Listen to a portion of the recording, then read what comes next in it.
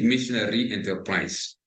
As McKnight concludes, it is my contention, contrary to a great deal of Christian and Jewish scholarship today, that Judaism was not truly a missionary religion, except in the most general definition of missionary. Rather, Judaism was a light among the nations, a light because Judaism was fully assured that truth was on its side among the nations, because the Jews were thoroughly woven into the fabric of the Roman world.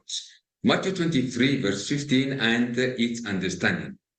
Jesus mentions scribe in this text. Scribes were likely those scholars of Jewish law who were of Pharisaic party, numbered at more than 6,000 at the end of the first century before Christ by Josephus. We should not entertain the thought that the Pharisees were proselytizing Gentiles according to Gordis. Judaism was a diverse religious or social entity. If we are to posit some proselytizing activity on the part of the Jews, we should not assume that this was an attitude entertained by all Jews according to Paget. So who was a proselyte? Aside from the passage in Matthew, the only occurrences of the word are in Acts 2, 11, 6, 5, 13, 43, to mean a Gentile attracted to Jewish religion partially or fully. A close parallel of Matthew 23, 15 is found in Ecclesiasticus 39, where wise scribe is described as the one who seeks out the wisdom of all the essence and is concerned with the prophecies.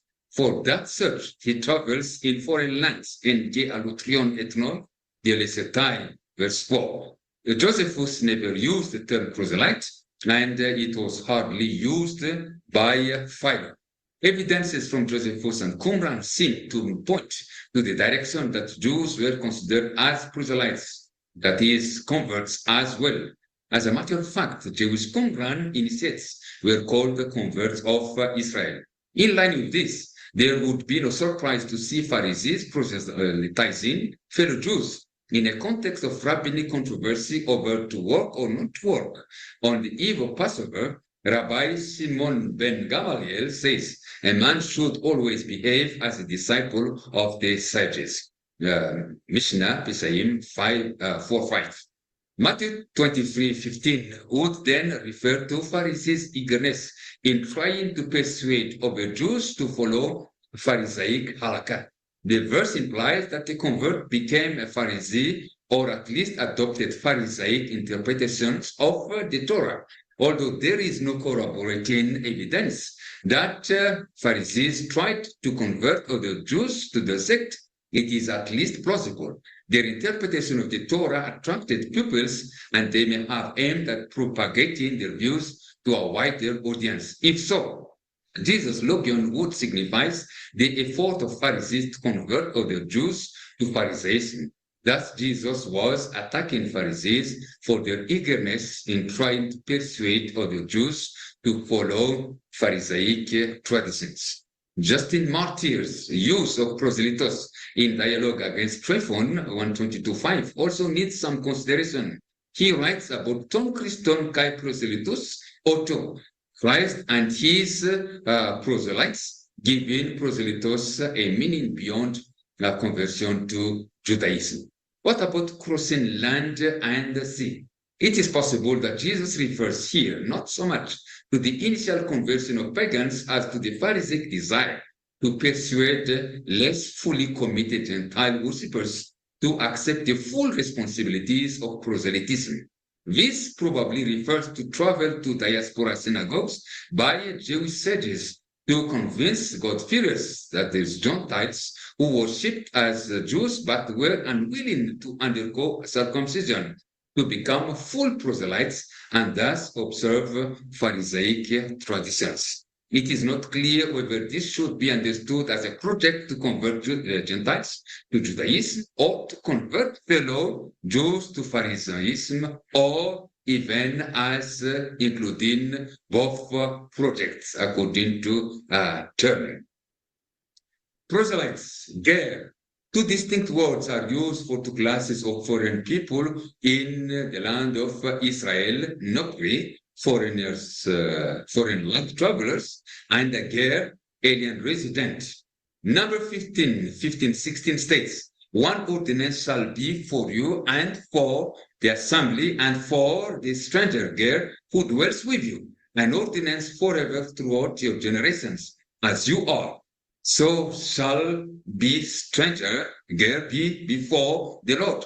One law and one custom shall be for you and for the stranger who dwells Ger Hagar with you. Thus a Ger is integrated into the religious fellowship of the Israelites, and basically the same religious right and duties apply to him as to full citizens. However, there is a crucial exception. A Ger is not circumcised, and he could not take part in the Passover, Exodus 12:48. In the end, sociologically, he is not fully equivalent to the Israelite citizen, according to Kuhn. Second Temple literature. The term proselytos was not frequently used in classical Greek literature. Epilus was used for a newcomer as opposed to autochthone. But in the year 2013, Moffitt and Butera aptly demonstrated from Papyrus Duc, dated around the same time as the translation of the Septuagint, that the term proselytos can no longer be said to be absent from ancient texts of the Septuagint. It was attested in Egypt at the end of the Septuagint translation. The term ought to be used for newcomer, thus like paroikos would be suitable for the translation of Ger into the Greek of the Septuagint. In the Septuagint now, the term proselytos most probably derives from Serkomai, I come to, or I approach, occurring 85 times in the Septuagint. For 77 times, it is the translation of Ger, okay, making it the ordinary equivalent of Ger, alien resident in the land of Israel. Many scholars in the 20th century argued for the view that the word was created by Jewish diaspora communities, or perhaps even by the translators of Septuagint themselves, as a technical term to name Gentiles who came over to, that is, convert to Jewish practice and belief. But Jessen, after a careful analysis of the word proselytos in the Septuagint, and based on papyrological evidence, concludes at the time of the Greek translations of the Hebrew Bible, the term proselytos meant a resident alien. The Dead Sea Scroll. It is obvious that Qumran communities received over Jews as new communal members. But the question is rightly asked, did Qumran community grant admission to proselytes? Palmer states that proselytes were variably included or excluded within the movement. If admission into the group were possible, it was limited. The rule of community seemed to exclude proselytes. Following Yadin's interpretation of 11th Temple, 39:5-7 and 46, Schiffman maintains that proselytes were excluded from the temple to the 4th generation. On the other hand, Palmer writes, all text reconstructions clearly read Ulgerim and Forgerim, and consequently there is no doubt concerning the presence of Ger to be included in the third courtyard of Temple Scroll, Ideal Temple. Baumgarten concludes that the Ger in the Qumran community is truly a proselyte, that is, a resident alien, but in status is inferior to that of Israelites by birth, and also in his exclusion from the temple. However, Gentile converts may join directly into the Qumran movement with more stringent instruction in the Torah commandments. Fortune Florilegium, referring to 2 Samuel 7:10, Fortune Flor 1:1-6 reads, this refers to the house which they will establish for him in the last days, as it is written in the book of Moses, that is Exodus 15:17-18. A temple of the Lord will you establish with your hands. Yahweh shall reign forever and ever. This refers to the house into which shall never enter either the Ammonite, or the Moabite, or the bastard, or the foreigner, Nikah, or the proselyte, Ger, never, because there he will reveal to the holy ones. Eternal glory will appear over it forever. Foreigners shall not again lay it waste, and they, as they laid waste at the beginning, the time of Israel for its sake. Baumgarten clarifies that the author of Forty Floor applied it to the exclusion of qualified classes of classes from the Messianic sanctuary. Thus, proselytes were prohibited from entering the Messianic sanctuary, that is, the Messianic temple in the future. Fortuna. Unlike Forty Floor, Fortuna Pesher appears to be more favorable to proselytes' admission into the congregation. On Nahum 4:3-4, it says, its interpretation concerns those who misdirect Ephraim, who with their fraudulent teaching and lying tongue and perfidious lip misdirect many, kings, princes, priests, and people together with the proselyte attached to them. The Damascus document includes proselytes and allows them to enter the sanctuary. In 14:3-6 it is about the rule of the cessation of all the towns. All shall be enlisted by their names, the priest first, the Levite second, the children of Israel third, and the proselyte fourth. And they shall be inscribed by their names, each one after his brother.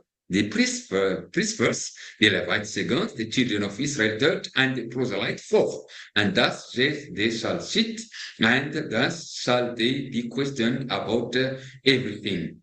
The Ger was allowed to participate in the public meetings of the community, assigned fourth rank after priests, Levite, and Israelite. Yet, a significant barrier remained, for neither the Ger nor the Banneker could gain admittance into the congregation of the Lord, according to Baumgarten. And so a shipman made a table based on 11-19, where he says that the proselytes to the fourth generation were prohibited from the middle court of their Messianic temple. Philo, based on Exodus 23:9, Philo labels Israelites as Gerim in the land of Egypt during their enslavement. Philo concludes that they were so because of the fact that they were not circumcised. Thus, Philo clearly associates being proselytes with uncircumcision. He manifests his disdain towards proselytes by calling them promiscuous persons, like Moses 1:147. Inscriptions. The term proselytos is frequent in the inscriptions. Nombreuses inscriptions, surtout funéraires de Judée et d'Italie, comme le plus souvent des femmes, furent découvertes. Il s'agit toujours de convertis au judaïsme, c'est-à-dire circoncis ou entièrement admis et distincts des craignants Dieu, mais aucune inscription n'est antérieure au premier siècle, according to Nodet. From inscriptions, they were different from the native Jews, a difference that was felt even by and for some who changed their Gentile names into Jewish names, according to Cohen. Rabbinic literature. In general, rabbinic literature does not seem to have a positive attitude toward proselytes. One of its famous statements says, no proselytes were accepted in the days of David, nor in the days of Solomon. Babylonian Talmud, Yevamot 24b. So proselytes could eat Passover. The rabbi permitted them to enter the congregation of Israel, but they were also cast aside. Mishnah Bikurim 1:4. They may bring the first fruits, but they may not make the avol. The proselyte may bring them, but he may not make the avol, since he cannot say, which the Lord swore unto our fathers to give us. But if his mother was an Israelite, he may bring them and make the abhor. And when he prays in private, he should say, O God, the fathers of Israel. And when he is in the synagogue, he should say, O God of your fathers. But if his mother was an Israelite, he may say, O God of our fathers. Converts cannot thank Yahweh for the crops he has given them because they have no portion in the land, according to Porton. Mishnah Horayot 3:8. A priest precedes a Levite, an Israelite, a bastard, an atim, a proselyte, and a proselyte, a freed slave. Jews' attitude toward proselytes, besides diversity inherent to it, ambiguity was also manifest as far as attitude towards proselytes was concerned in ancient Judaism. In spite of the fact that when conversion rituals are complete, a proselyte is like an Israelite in all respects. Proselytes likely had ambiguous status in Jewish community. Although Mishnah contains a good deal of material which treats the converts as if they were native-born Israelites, it also incorporates passages which differentiate converts and native-born Israelites. Some restrictions apply to converts which were not applicable to native Israelites, according to Cohen. Porton clearly states that the editors of the Mishnah, converts were no longer considered to be Gentiles. At the same time, however close they came to being full Israelites, in specific contexts, the difference between them and the native-born would always remain. Canaanitic literature also attests to a view that the proselytes remain a separate class, according to Schickman. Cohen rightly concludes that the proselyte was like an Israelite, but in other respects is decidedly different or inferior. Jewish proselytism, Christian conversion, and the mission of the church. The term yoke was raised when it comes to admission of Gentiles into Christian faith. The rabbi says, if a proselyte takes it upon himself to obey all the words of the Torah, except one single commandment, he is not to be received.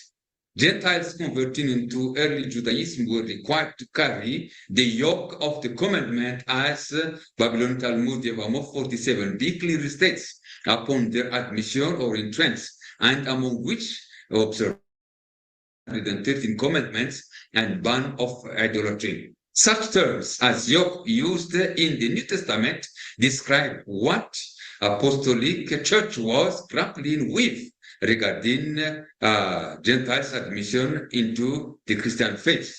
Acts 10:11, Acts and Galatians 5:1. The First Council of Jerusalem in AD 49 dealt with the issue of halakhic status of Gentile believers. Ethical principles should be required to them. Maximal case, full proselyte, or minimal case, the Noahide commandments as for resident aliens in Acts 10 and Acts 15, on what Gentiles must do to be part of the community or by extension to be saved. And we can see that also in Feldman. It is important to mention that initially converts to Christianity came from Gentile backgrounds, sympathizers of Jewish religion, whether simple God-fearers or full converts or proselytes. God-fearers were omnipresent in spite of their inferior status in the eyes of the Jews. A sizable number of them adopted the religion of Israel. Now, Gentile conversion into Judaism served as an open door for these converts to become Christians. It was from the ranks of God-fearers that Christianity supposedly had recruited a great number of its first members. Paul in the 60s testified, the word of the truth of the gospel has come to you, Gentiles and Christians, and it has also in all the world, and is bringing the fruit. Colossians 1, verse 5 to 6. According to Mark Knight, at least there were 8 methods of Gentile conversion to ancient Judaism. God's intervention, evangelization, which is rare exception, though there is no evidence that Jews enlisted missionaries. Number 3, distributing literature. Number 4, synagogue influence. Number 5, education. 6, good work. 7, intermarriage. And 8, by force, except for number 8, and less likely number 7. Adventist mission can learn from Gentile conversion into ancient Judaism, and from there, to the Christian church. While the church is exploring opportunities to reach the new territories, such as the 1040 window, working with those who are sympathizers of Christian faith, especially those who come from non-Christian backgrounds, still prove to be a successful method. From the first century formula, paganism, Judaism, Christianism, we may make a modern version, paganism, Christianism, Adventism. Better and full truth is found in the remnant church, and these converts should not be considered as inferior to us. There should be no middle wall, according to Paul.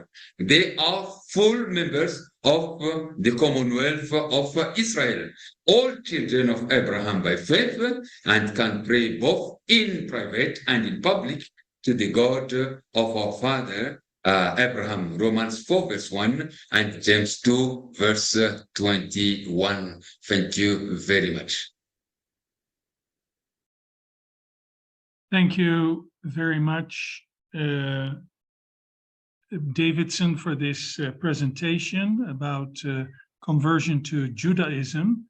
I do not see any questions in the question and answer section. And so I can, looking at, we only have 4 minutes left to transition. I can just maybe ask, ask one thing is, given the view that we saw, in the presentation of Petre Sinchala, where would you think the emphasis is on conversion?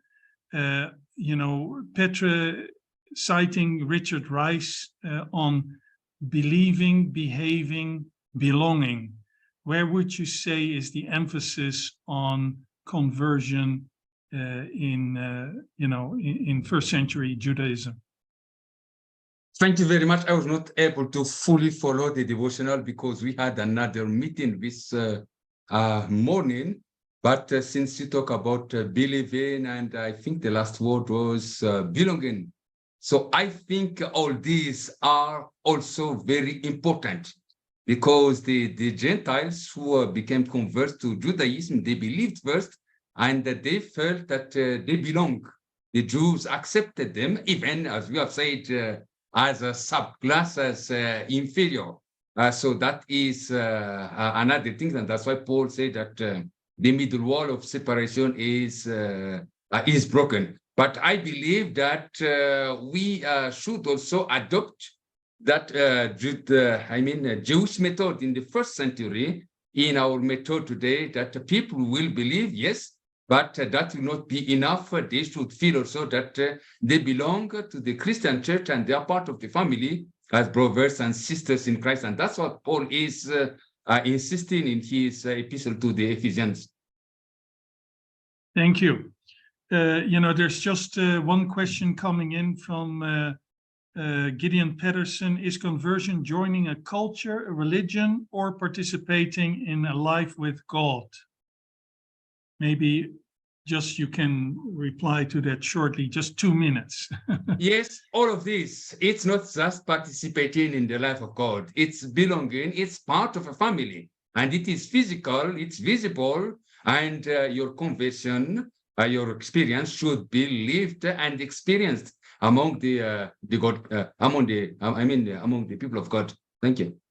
Thank you very much, and thank you for all the people who attended this lecture. And we're now going to transition to the next lecture.